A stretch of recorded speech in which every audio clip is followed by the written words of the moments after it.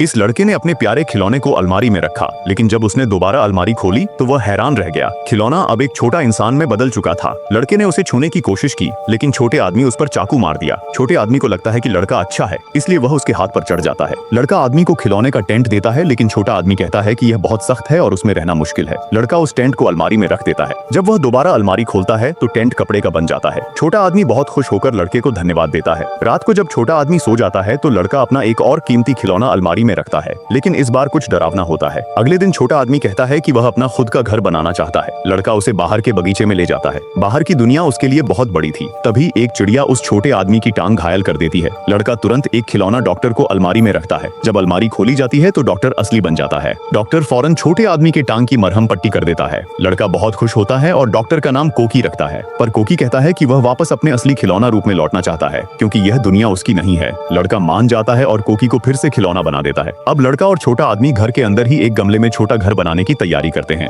लड़का उसे सामान लाने में मदद करता है। आदमी को लकड़ी काटने का औजार मांगा तो लड़के ने एक खिलौना योद्धा अलमारी में डाला, और जैसे ही वो जिंदा हुआ उससे कुल्हाड़ी लेने के बाद आदमी ने घर बनाना शुरू कर दिया। जब लड़का स्कूल से लौटा वह देखता है कि आदमी ने खुद का घर बना लिया है, लेकिन आदमी को एक पिता की कमी महसूस हुई। लड़का एक बूढ़े खिलौने को अलमारी में डालता है, पर जब वह जिंदा होता है और बाहर की दुनिया देखता है तो डर के मारे उसकी जान चली जाती है। आदमी बताता है कि अब उसकी धड़कन बंद हो गई है। लड़का बहुत दुखी होता है और बूढ़े को गार्डन में दफना देता है। अब उसे समझ आता है कि ये जादुई अलमारी खुशी ला सकती है, पर साथ ही नुकसान भी। वह तय करता है कि अब इसका इस्तेमाल नहीं करेगा। लड़के ने इन सब घटनाओं को एक कहानी की तरह लिख लिया और स्कूल में सुनाया। सबको कहानी पसंद आई। उसका दोस्त अभी भी यह सब जानना चाहता है, क्योंकि आदमी वाला खिलौना उसी ने गिफ्ट किया था।